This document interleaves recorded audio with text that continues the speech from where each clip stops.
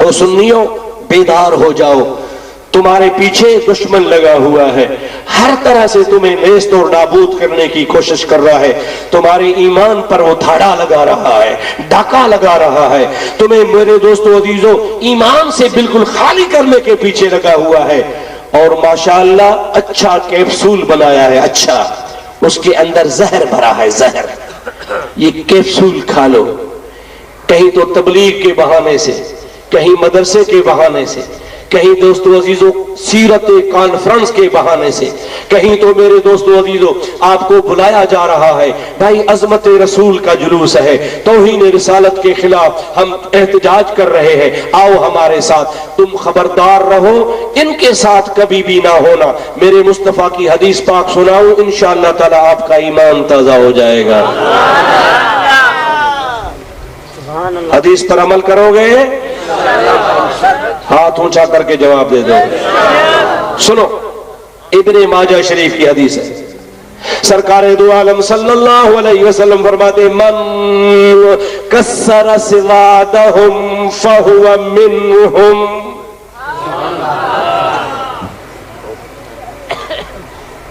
ये आज जलसा हजरत मौलाना मुश्ताक अहमद नक्शबंदी दामत बरकातुल आलिया ने मुनाकिद किया और सुन्नियों को दावत दी। ये अजीम शान इज्तिमा अहले सुन्नत वल जमात का तर्जुमान है। किसका तर्जुमान है? बोलो, जोर जोर से बोलो। ये सुन्नियों का इजलास है। किनका इजलास है? बोलो, सुन्नियों का। अब इसमें 10 आदमी थे शुरू में पिंडाल में, फिर 10 आदमी और आ गए, 20 हो गए, फिर 20 और आ गए, 40 हो गए, फिर 40 और आ गए, 80 हो गए, फिर 80 और आ गए। इस तरह ये इज्तिमा बढ़ता गया, बढ़ता गया। हजूर फरमाते हैं, मन कस्सर सिवाद कौमिन फहुवा मिनहुम। जो किसी भी जमात के इज्तिमा को बढ़ाएगा, 2 में से 4, 4 में से 8, 8 में से 20, 20 में से 50, 50 में से 100, इस तरह आदमी इकट्ठे होते रहे, इज्तिमा बढ़ता गया। सरकार दो आलम अलैहिस्सलाम फरमाते हैं, जो इनके इज्तिमा में जाता है और इनके इज्तिमा के बढ़ने का सबब बनता है, कयामत के दिन वो उनके साथ उठेगा। क़यामत के दिन कन से उठेगा? वो उनसे उठेगा जिसने इनकी जमात को बढ़ाया। माशाअल्लाह आप लोगों ने अहले सुन्नत वल जमात के इज्तिमा को बढ़ाया। इंशाअल्लाहुल अजीज क़यामत के दिन ये पीराने उज़्ज़ाम हमारे आगे होंगे, हम इनके पीछे होंगे। क्योंकि मन कस्सर सिवाद कौमिन फहुवा मिनहुम। किसी भी कौम के इज्तिमा को किसी ने बढ़ाया तो वो उनके साथ होगा। तो हमने अहले सुन्नत के इज्तिमा को बढ़ाया तो हम इनके साथ होंगे इंशाअल्लाह। आई तवावरी जलसो हादन जो नानी वारा कम साडा 13 ॿिया सब सुन्नी या रसूलुल्लाह चवण वारा। नालो हुननि जो, क़यादत हुननि जी, अॻुवाणी हुननि जी, झंडा हुननि जा, मौलवी हुननि जो, ऐं हुननि जी जमात में तूं गॾिजी वे, तूं गॾिजी वे, ऐं तूं गॾिजी हुननि जे इज्तिमा खे वधाई। 20 खे तो 100 कयो, 100 खे तो 500 कयो, 500 खे तो 1000 कयो। मुस्तफ़ा फरमाए तो फहुवा मिनहुम, इहो क़यामत में उन्हनि सां गॾु हूंदो। हाणे मां सुन्नी तो खां पुछां थो, वहाबनि सां गॾु हूंदे क़यामत में? सुन्ननि सां?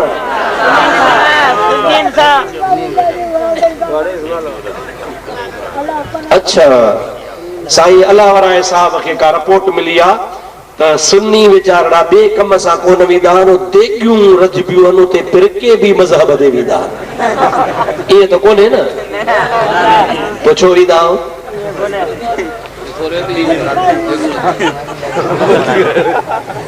ख़ुदा पियो ख़ैर करे, वहाबनि जुलूस कढियो सुन्नी गॾु, ऐं हेॾो शिया मातम कंदा अचनि, उहे बि 15 ॼणा जागो था न कोन? 500 सुन्नी उन मार में ॾही सॼी बाज़ार बंदि। अलहमदुलिल्लाह त ठीकु आहे। पोइ बंदि करे घर वेही क़ुरान पढ़ी इमाम हुसैन खे ख़त्म हो या शीयनि जे जुलूस जे आॻो पिटो बीठा। तव्हांजो बि ॾोह कोन्हे, हुननि जूं मायूं सुर्खी पाउडर हणी अची बीहनि, तूतो वारो रूह ख़राब थो वञे। मां त चवंदो आहियां न त शियो तव्हां पंहिंजूं रनू रोकियो, लूसी सुन्नी हरगिज़ तव्हां ॾे कोन ईंदो। इहा असां वारा लूसी सुन्नी रुगो तव्हांजूं मायूं ॾिसण था अचनि पिया। अवां मायुनि खे रोके छॾियो, घरनि में विहारियो, सुन्नी हरगिज़ कोन ईंदो, पर तव्हांजो वॾो कोन्हे, तव्हांजो वात पाणी थो वञे पियो करे। खुदा जे वास्ते अवां पराए इज्तिमा खे इज़ाफ़ो न ॾियारींदा कयो। शीयनि जो जुलूस हुजे अवां कतई न वञो, वहाबिन जो जुलूस हुजे अवां कतई न वञो, मुंहिंजा दोस्त कंहिं बि बदमज़हब जो जुलूस हुजे अवां उन में न वञो। अवां खे जेकॾहिं को एहतजाज नोट कराइणो आहे त ख़ालिस सुन्नी हज़रत मौलाना मुश्ताक अहमद साहब जी क़यादत में जुलूस कढो, पुरअमन जुलूस कढो। कराची में माशा अल्लाह अहले सुन्नत जमात जो जुलूस निकितो, हेॾो क़ाइदे आज़म जो मक़बरो हुजे, होॾो बोल्टन मार्केट हो, लखनि जे तादाद में या रसूल अल्लाह वारा हा, न हिकिड़े दुकान खे भॻऊं, न कंहिं बस खे साड़ियूं। इहे पंहिंजो इज्तिमा पाकिस्तान जे तारीख़ में साबित आहे त सुन्नी पुरअमन रहंदो आहे। सभई जो ज़ुबान ही रुगो तोड़ तोड़ जे पुठियां ऐं छा ओ सिंधी में मां ॿी बि ॻाल्हि ॿुधाईंदो, चओ त ॿुधायांव। तव्हां यार कावड़ जींदो ठहियो कोन थो ॿुधायो, न न कोन थो ॿुधायो,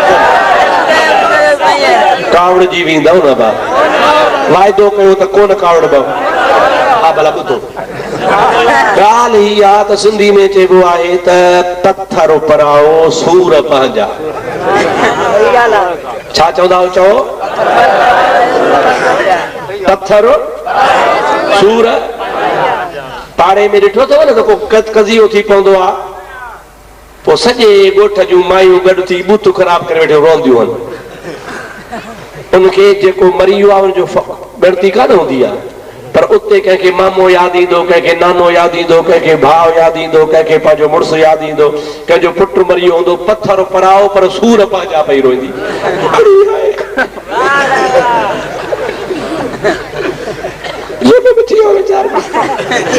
अब पत्थर काढे त चओ सूर। खुदा जो कसम आहे, हिननि देवबंदनि वहाबिन जो कॾहिं बि जुलूस कामयाब न पियो थियो, कॾहिं बि हिननि खे मौजा दोस्त अवाम मोट कान ॾिनी। ये चार कन हा, पर पत्थर पराओ नालो अज़मत रसूल जो। छा जो नालो? ॾाढो जो चारो ॾाढो नालो अज़मत रसूल जो। अवां तजुर्बो कयो हूंदो, मुंहिंजी ॻाल्हि जी ताईद कजो, अवां तजुर्बो कयो हूंदो त प्लेटफार्म अज़मत रसूल जो, प्लेटफार्म नबी जे अज़मत जो, प्लेटफार्म मोहम्मद करीम जे नामूस जो। पर नारो कहिड़ो रहंदा? वज़ीर आज़म मौलाना फजल रहमान, वज़ीर आज़म मौलाना फजल रहमान, देवबंद देवबंद, सर बुलंद सर बुलंद। अरे खानो खराब थे, अज़मत रसूल जो जुलूस पत्थर पराओ सूर पंहिंजा। अवां सां सुन्नी नबी जे नाले ते गॾु थियो आहे। वज़ीर आज़म तव्हांजे मुल्ला खे करण जे लाइ कोन थियो आहे। कई पार्टियूं आहिनि, कंहिंजो केरु वज़ीर आज़म आहे, कंहिंजो केरु आइडियल आहे, कंहिंजो केरु हूंदो, कंहिंखे कहिड़े पासे। अवां नबी जो नालो खयो आहे, उन नाले ते तव्हांखे गॾु थिया आहिनि। आरा जो हुयो त मुल्ला थो चए इहो नारो न हणो, इहो नारो न हणो।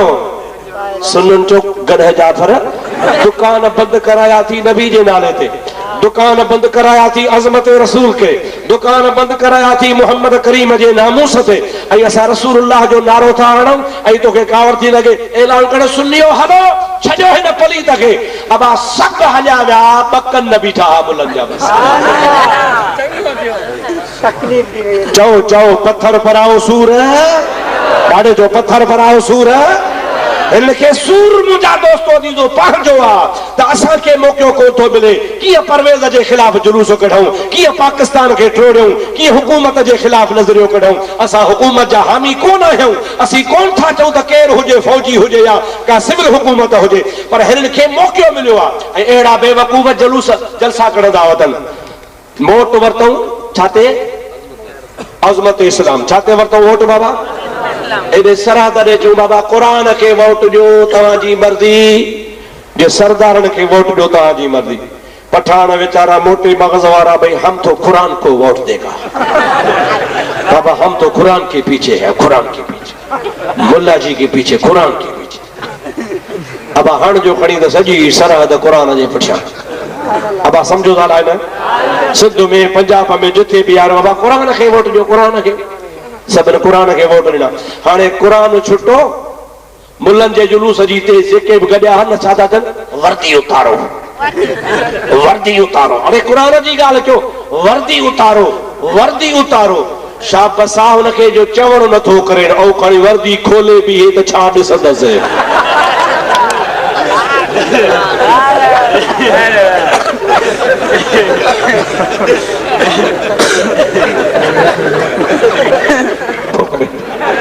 सभई जो सल्लल्लाहु अलैहि या रसूल अल्लाह व सल्लम अलैका या हबीब अल्लाह।